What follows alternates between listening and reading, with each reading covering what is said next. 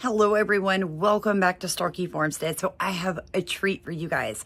I'm going to do it in 3 parts because the video is long.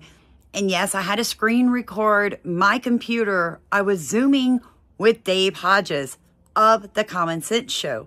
Now, you can find him on Rumble, all one word, The Common Sense Show, no spaces. You can find him on Rumble, he's there. But I'm taking a risk to put this up on YouTube for all you guys who can't yet figure out how to use Rumble. But we discuss weather manipulation in one of the videos. We're discussing Maui, the missing children, the genocide of an entire culture, basically. We're going to get into world economics. We're going to talk about how they're trying to break the United States up into tiny little independent countries, you guys. So much information. It was such an honor for me to be on his show. So enjoy part 1. We're here and we're going to continue. We're freeing America one enslaved mind at a time. And to our friends around the world, thank you. I know I always read America, but you guys in Ireland rock. We've covered that free speech movement there and the terrible things going on. You German farmers are awesome. And so there's freedom spreading around the world. And it's funny, the World Economic Forum thinks all they got to do is shut us up and everything will be fine. Horse is out of the barn, baby.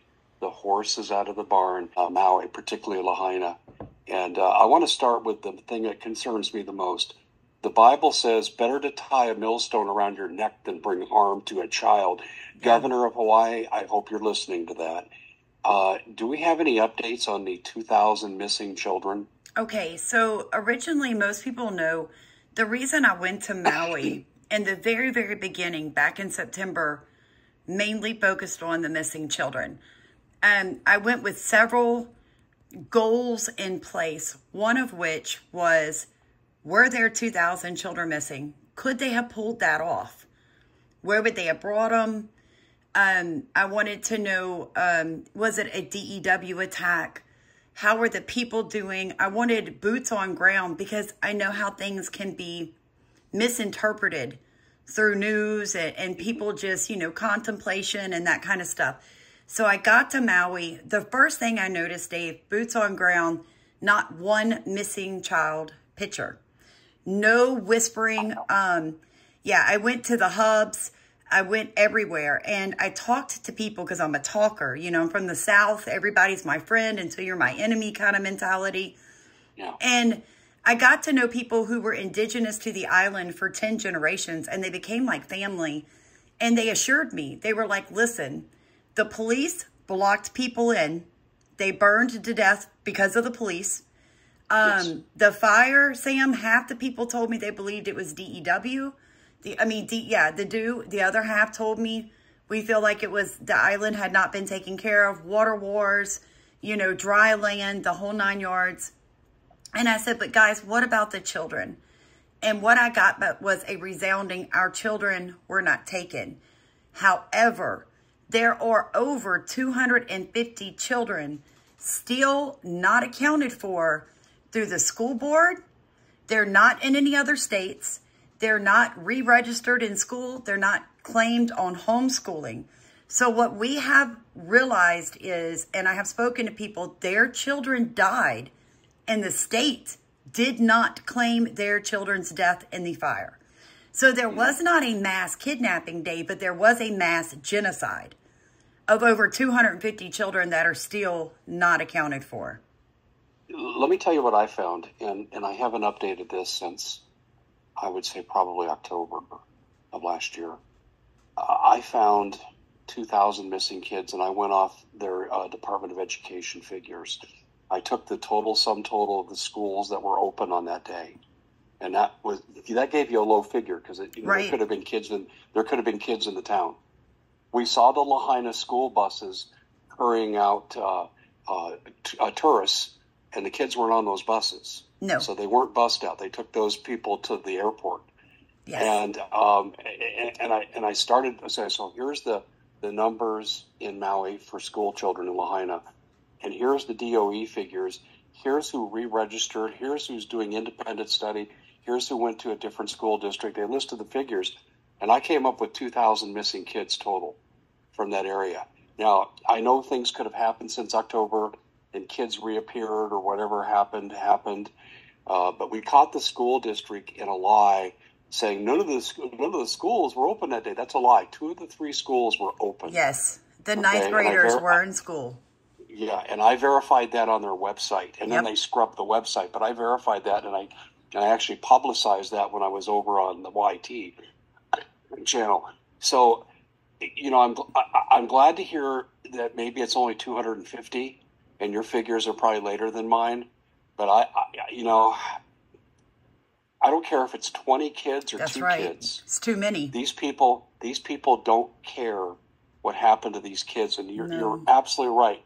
You know what you see when you have a kids disaster like school shootings and stuff? You see teddy bears and little trees planted and crosses, and we see none of that in Lahaina.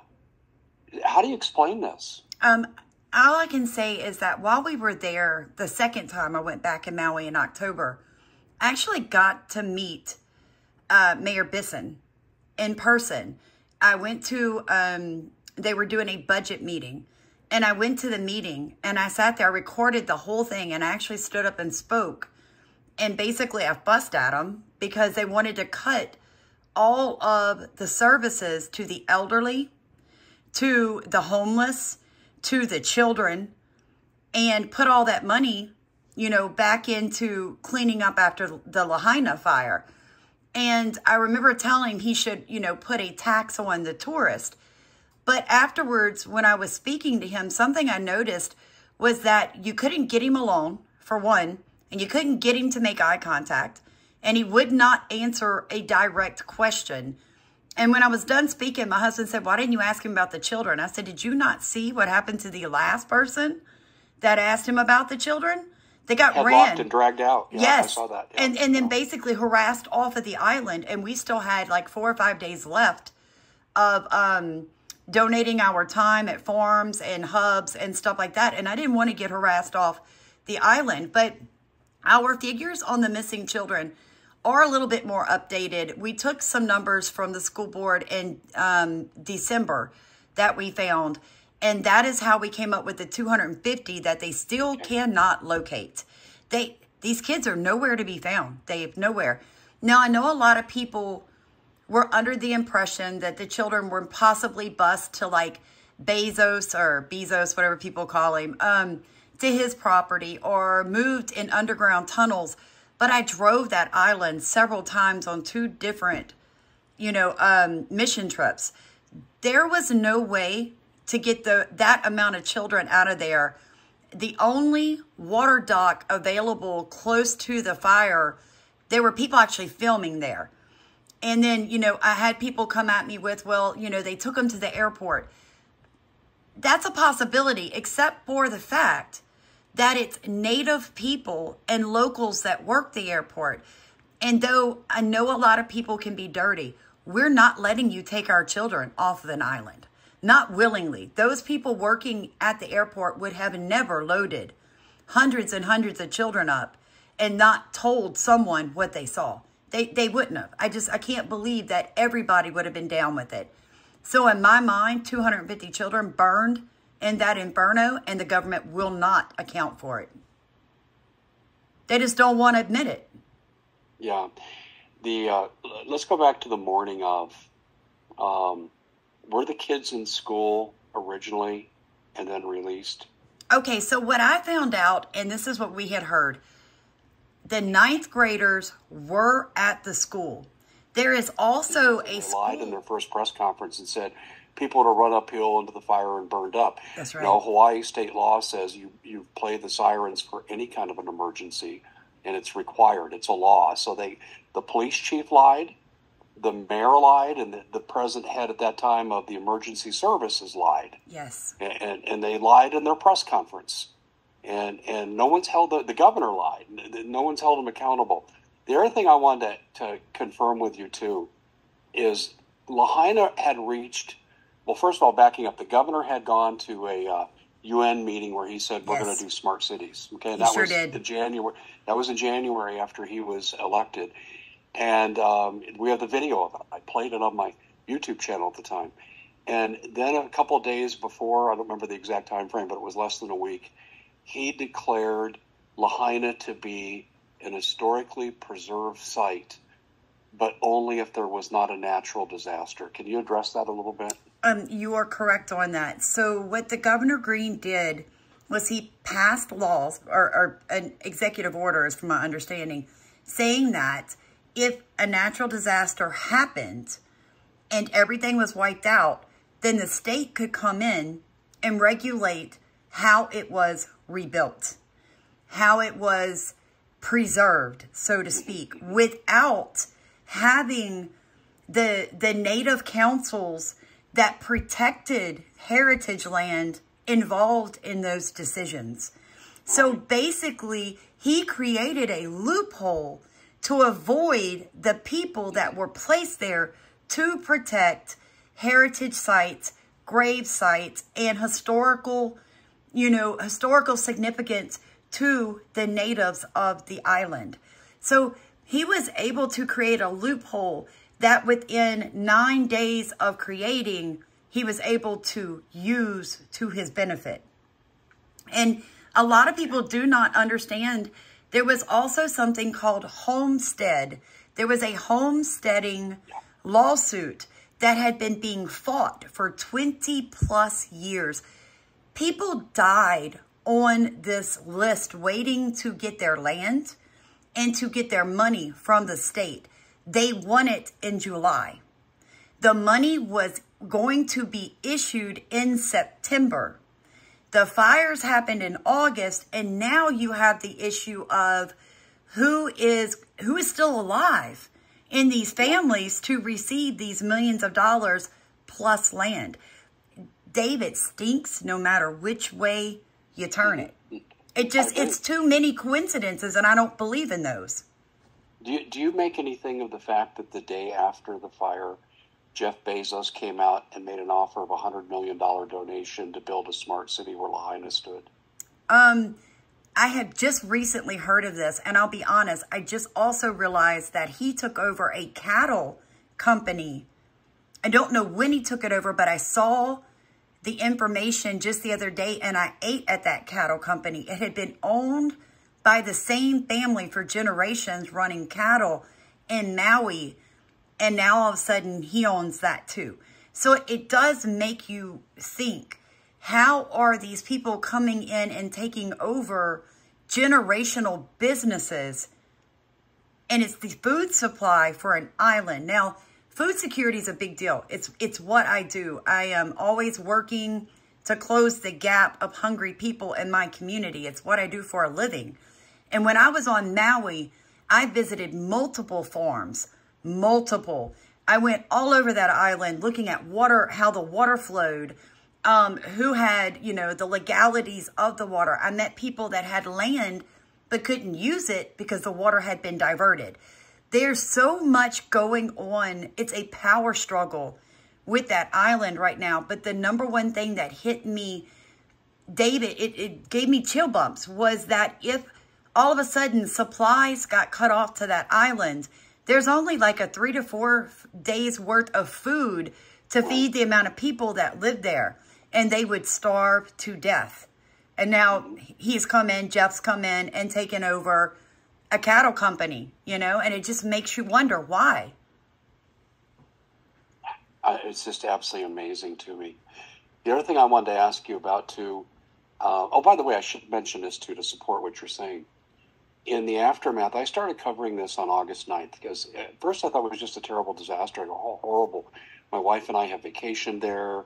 When she was a corporate executive, we used to be sent there on company vacation time. We have very fond memories of the area and the people and the businesses. And I was horror struck. But by the next day, I started to see things I didn't like.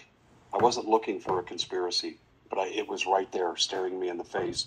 That first press conference really got my attention. I said, these people are lying through their teeth. And so the one thing that also these people did is when I started writing about this, and then I did videos on this, I had a lot of people contact me, and I would ask them back. I'd say, what do you fear the most going forward? How can we be of service to you? And they said, we fear the developers. I've never heard disaster survivors say that before. That's right. And because I covered Katrina, I covered all these other things that have happened, Hurricane Harvey, and I never heard anything about developers. And every one of these people said the developers have been after us for a couple generations. They want us off our land, and this is their excuse. Oh, yeah. And I met a woman. Yeah. I met a woman that I tried to network into you, but she was, I think you were probably right. I won't give her name, but she was terrified. She had been beaten, raped, and left in a field. The police never did anything to the people who attacked her. And it literally has to do with one of the biggest families, plantation families on Maui. That is still, it's one of the, their name will pop on my head in a second. But anyway, they're there, and they took one of her homes from her and were in the process of taking her other home. It is such a water and land war. I've never seen anything like it. I met a young woman at the meeting that my husband and I went to. We went to the budget meeting in Upcountry, and I met a young woman there. She spoke. I recorded her. We gave her several $100s of donated money people had sent with us. She had more land than any other person in Maui, and she was the caretaker of her family. But here's the kicker. If she sells 1 acre, they lose all of it. That's how, somehow it's written up that way. And they had been growing her brothers, her family. They'd been bringing the land back to life. They were growing their traditional crops. They were starting to bring in some money doing that, putting their family and friends back to work. And the developers came in, rerouted the water, and she was homeless. Her brothers fell back into drugs, selling drugs for money to be able to support the family. It was absolutely the most heartbreaking story I'd ever heard. And she was only 28 years old, Dave. And her entire family and the generations behind her rested on those fragile shoulders, and she hurt my heart. I mean, the developers are literally taking land from the indigenous peoples through loopholes, that from the older documents that were originally signed when we invaded, because that's what we did, basically, And it's a shame. It's a shame. And my husband and I have friends that are indigenous to the island now. We feel like they're family. And they invited us to a traditional Maui weekend, basically. We got to see the traditional hut. They built it with their own hands. They still fish in the ocean with their children. They homeschool their kids. They keep their language alive. They are truly the most loving people. That is the true aloha spirit. And I stood there, and at one moment I thought to myself, this is how they lost it all. Because people there, the indigenous people of the Hawaiian Islands, have a true love for other people. And most Americans only have greed. The developers is all about greed. Yeah, you're talking about Keller Williams. And, yes. Let's name names. One of the things that I don't want to go too far down this rabbit hole, but let me tell you what I found in terms of, I'll back up. Directed energy weapons, absolutely, no question. And I've deferred this to expert military sources I know. And they tell me off the record. Yeah, I showed them burn and videos that Eric did. Not to interrupt, but did you see the newest video by Bush Junkie? I have to give her credit. It's an excellent video, Dave. When we get off, I'll send it to you. I clipped a little bit. Yeah. She did an excellent job of showing the helicopter they got a picture of and tying that into being in that area during the fires. Amazing job. She did a great job. Well, this was such a pre-planned attack. They even created the cover story, and I covered this. I caught it when it happened. And when you do the work I've done for as long as I've done it, you start to smell the cover stories. And there was a report out of the mainland on one of the news stations, and it said, the Chinese are flashing lights down on Maui. And it was the worst report I'd ever seen. This reporter had no idea. He's reading from a teleprompter that's written by someone that doesn't know what they're talking about. And I looked at that. It was 2 months before the attack. And I said, that's their cover story. If everything falls apart, they can blame China. Yes. Because they said it was from China. And they're going, how do you know it's from China? What are your sources that tell you this is Chinese? And they never broached it. I contacted the station. They wouldn't talk to me. No. And I said, worst journalism I've ever seen, and I'm exposing you guys. And I made a big deal about this. Okay, so they had their cover story. And then they bring in the directed energy weapons. But the other thing that really bothered me is when the people were stopped on Front Street and couldn't escape the area, they had no choice but to abandon their cars and go jump in the ocean. I've heard so many stories from the locals about what happened, that they were shot at while they were in the ocean. They wanted to drive up the death count. And I said, this makes sense because they don't want survivors that could be an heir to the property. So they wanted to kill as many people as possible. Yes. And they said people were shot in the ocean. They saw people dead that had been shot, and that they waited for 5 hours. And I'm saying, wait a minute. You have a major naval base, the major one in the Pacific. Right, okay? Exactly. Yeah, 30 minutes away. Bring the helicopters in and save these people. And it took them 5. You know what it was? It was the Gaza attack where Netanyahu waited 6 hours to go save the people. Exactly. And most of them were already dead. It was Israel. The same thing Yes. in Lahaina, where they let these people get shot at while they're in the water. Do you have those reports too? They were shot at? Okay, so I have had people tell me that, but when I was on Maui,